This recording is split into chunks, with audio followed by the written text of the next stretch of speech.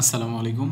আশা করি সবাই ভালো আছেন। আমরা এটা ৩ নাম্বার পর্ব দেখতেছি। আগে ২টা পর্ব চলে গিয়েছে। ওই ২টা পর্ব না দেখে থাকলে ওই ২টা পর্ব দেখে নিতে পারেন। যাই হোক, যদিও প্রত্যেক পর্বই স্বতন্ত্র, সমস্যা নাই, একটার সাথে আরেকটার কোনো লিঙ্ক আপ নেই।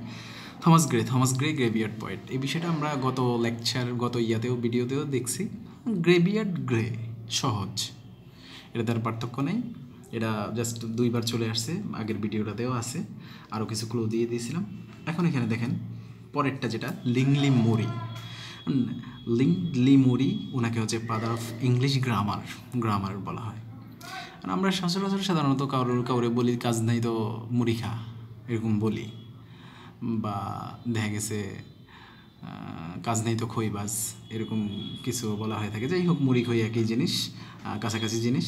তো ধরেন হচ্ছে গ্রামার বিষয়টা কিন্তু কঠিন। মোটামুটি হচ্ছে বাংলা গ্রামার কোন আর ইংলিশ গ্রামার বলেন, দুইটাই হচ্ছে যথেষ্ট কঠিন। সেই ছোটোবেলা থেকেই শিখতেছি, এখন পর্যন্ত শিখতেছি, কিন্তু আলটিমেটলি এখন পর্যন্ত কিন্তু ক্লিয়ার হয় না কোন পার্ট অফ স্পিচ, এগুলোও কিন্তু মাঝে মধ্যে পেঁচায় যায়। অথচ সেই ক্লাস 3-4 থেকেই হচ্ছে এগুলো পড়ে আসতেছি প্রত্যেক বছরেই।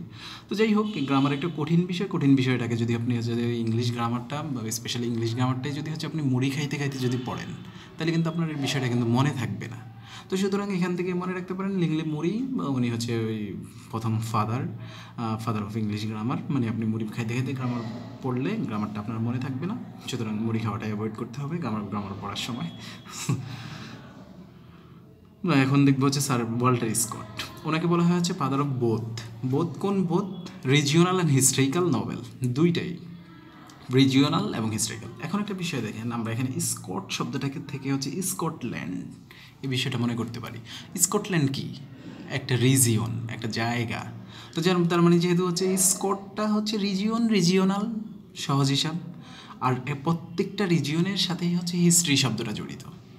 এই হিস্ট্রি শব্দটা হচ্ছে হিস্ট্রি শব্দটা প্রত্যেক রিজিয়নের সাথেই জড়িত। মানে একটা রিজিয়ন মানে হচ্ছে একটা এলাকা, যেখানে হচ্ছে একটা এলাকা থাকবে, ওই এলাকাটার একটা হিস্ট্রি থাকবে, সেটা কম বেশি হতে পারে। তো যেহেতু হচ্ছে স্কট তার হচ্ছে রিজিয়ন, সেটা হচ্ছে একটা রিজিয়ন এবং হিস্ট্রিক্যাল, এবং কী বলে হিস্ট্রি আছে, তার মানে হিস্ট্রিক্যাল নোবেল এবং রিজিওনাল নোবেল হচ্ছে রিজিওনাল নোবেল এবং হিস্ট্রিক্যাল নোবেলের ফাদার বলা হয় হচ্ছে ওয়াল্টার স্কটকে। আশা করি বিষয়টা সহজে এখান থেকে মনে রাখতে। তারপর হচ্ছে চার্লস রবার্ট ডারউইন। তো চার্লস রবার্ট ডারউইন হচ্ছে father of theory of evolution. আমরা সবাই জানি থিওরি অফ ইভলিউশনের কথা, বানর থেকে মানুষে পরিণত হয়েছে। এর পক্ষে বিপক্ষে অনেকেই আছেন, যে যাই হোক ওই বিতর্কে আমরা যাচ্ছি না। আমরা এটা হচ্ছে মনে থাকবে সবারই, যেহেতু ইভলিউশন ডারউইনের সাথে সম্পর্কিত, এটা সবাই জানি। এটার মধ্যে আর কোনো ক্লুর দরকার হয় না, মনে হয় না দরকার আছে। বাট আমরা বিষয়টা জেনে নিলাম, থিওরি অফ ইভলিউশন যে থিওরিটা আছে, মানে হচ্ছে বিবর্তনের যে হচ্ছে একটা তত্ত্ব আছে, এটা হচ্ছে এটার ফাদার বলা হয়েছে ডারউইনকে।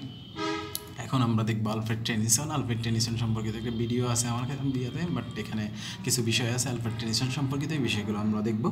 লর্ড আলফ্রেড টেনিসন, একটা বিষয় মনে রাখবেন, ওনাকে কিন্তু লর্ড বলা হয়। লর্ড বলার কারণ আছে, উনি কিন্তু হচ্ছে যেহেতু লর্ড বলার কারণ, অন্যতম কারণ হচ্ছে তিনি হচ্ছে পোয়েট লরিয়েট ছিলেন এবং কোর্ট পোয়েট অফ ইংল্যান্ড ছিলেন। তার মানে লর্ড দিয়ে হচ্ছে আমরা কোর্ট পোয়েট বিষয়টা আইডেন্টিফাই করে ফেললাম এবং বিষয়টা আমাদের মনে থাকবে।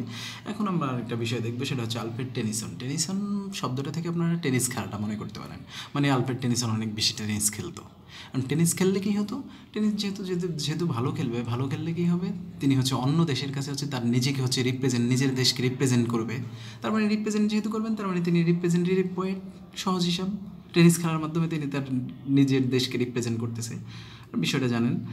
আর ফেমাস মডার্ন ল্যাঙ্গুয়েজ, মানে তিনি হচ্ছে বিখ্যাত হচ্ছে মডার্ন ল্যাঙ্গুয়েজের কারণে, মানে তার যে রচনাবলী তার মধ্যে হচ্ছে মডার্ন ল্যাঙ্গুয়েজ তিনি ইউজ করেছেন। এখন একটা বিষয় দেখেন, যিনি রিপ্রেজেন্টেটিভ তাকে অবশ্যই মডার্ন, মানে সুন্দর সাবলীল মডার্ন আধুনিক ভাষায় কথা বলতে হবে।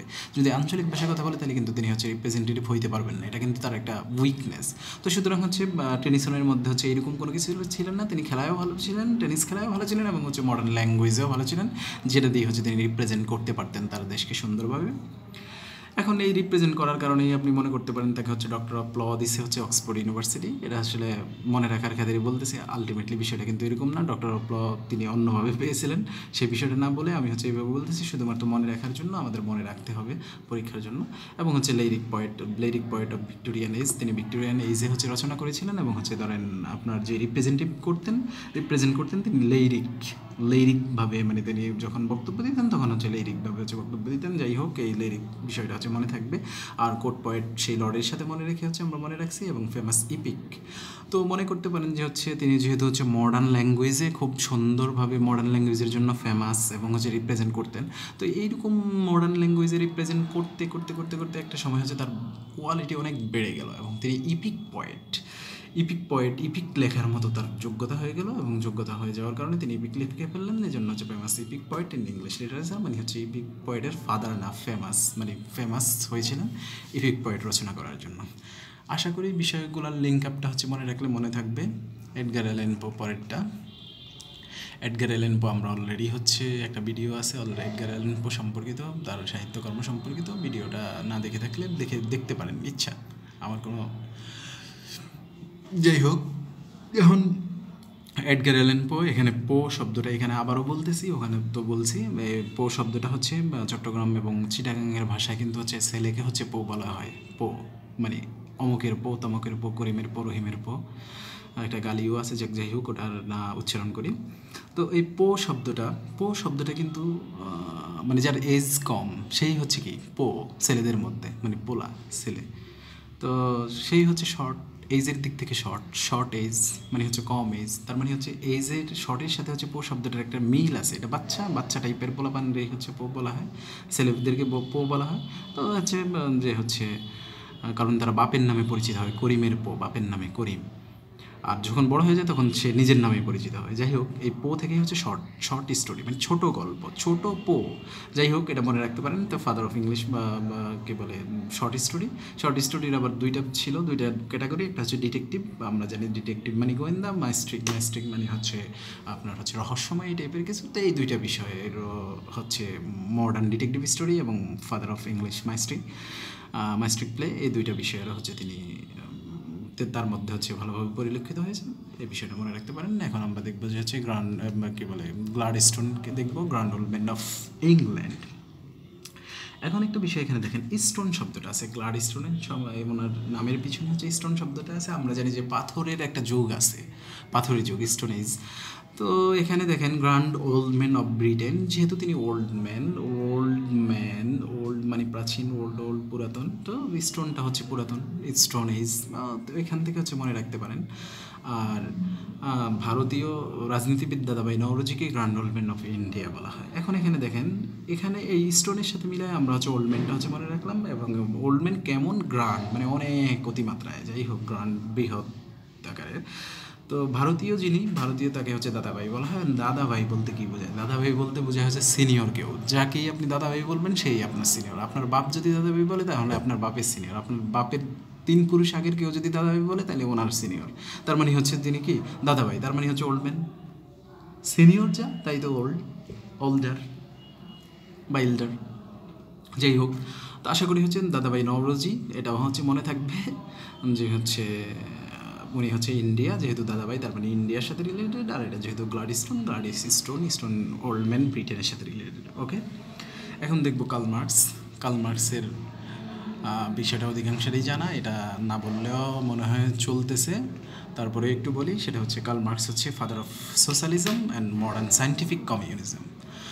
তো কমিউনিজম এবং সোশ্যালিজম, কার্ল মার্কসের ব্যাপারে এই বিষয়টা জানেন। আর কমিউনিজম এবং সোশ্যালিজমের মধ্যে কিন্তু পার্থক্য আছে। কমিউনিজম কিন্তু হচ্ছে একটা রাষ্ট্রকেন্দ্রিক, সোশ্যালিজম হচ্ছে একটা রাষ্ট্রকেন্দ্রিক, আর কমিউনিজম কিন্তু হচ্ছে ওয়ার্ল্ড ওয়াইড। মানে ওয়ার্ল্ড ওয়াইড যখন সোশ্যালিজমটা প্রতিষ্ঠিত হবে তখনই হচ্ছে কমিউনিজম হয়ে যাবে।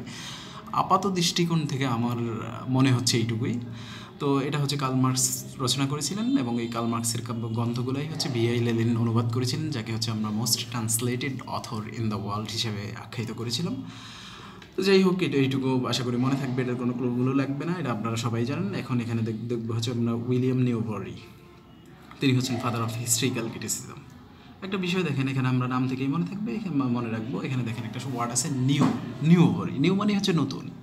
এখন হিস্ট্রিক্যাল ক্রিটিসিজম, হিস্ট্রির যদি কেউ ক্রিটিসিজম করে তাহলে অবশ্যই তাকে নতুন কেউ হইতে হবে। মানে যে হিস্ট্রি রচনা করছে তিনি তো ক্রিটিসিজম হয়তো রচনা করতে পারেন, বাট ওনার ক্রিটিসিজম যদি আরেকজনে করে, নতুন কেউ করে, তাহলে অবশ্যই সেটা আলাদা হবে বা গুরুত্ব পাবে বেশি। তো বলেন হচ্ছে হিস্ট্রিক্যাল ক্রিটিসিজম যে নতুন কেউ করেছে, মানে নতুন হয়েও হচ্ছে ঐতিহাসিক বিষয়ের সমালোচনা করেছেন। এটা থেকেও মনে রাখতে পারেন।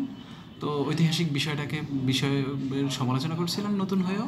তো এই বিষয়টা থেকে হচ্ছে উইলিয়াম নিউভরি বিষয়টা মনে রাখতে পারেন, আশা করি হচ্ছে মনে থাকবে। ক্যাডমন্ড হচ্ছে first poet in English literature, এটা অধিকাংশেরই জানা, কিন্তু ফার্স্ট মানে ফাদার অফ ইংলিশ পোয়েট্রি কিন্তু আবার জিওফ্রে চসার, এটা কিন্তু মনে রাখতে হবে। তো ক্যাডমনকে হচ্ছে কী বলে first poet in English literature, মানে হচ্ছে ধরেন ক্যাডমন, এখান থেকে হচ্ছে এই মন শব্দটা মনে রাখতে পারেন। ধরুন হচ্ছে উনি যখন কবিতা লিখছিলেন একদম প্রথমে, তখন তাকে কেউ একজন জিজ্ঞাসা করছিল আপনি কেন কবিতা লিখছেন, তখন তিনি বলছেন যে মন চাইছে তাই লিখছি। ক্যাডমন থেকে তখন ক্যাডমন, তাই সেজন্য হচ্ছে first poet in English literature. আশা করি বিষয়গুলো মনে থাকবে। তো ভালো থাকবেন সবাই।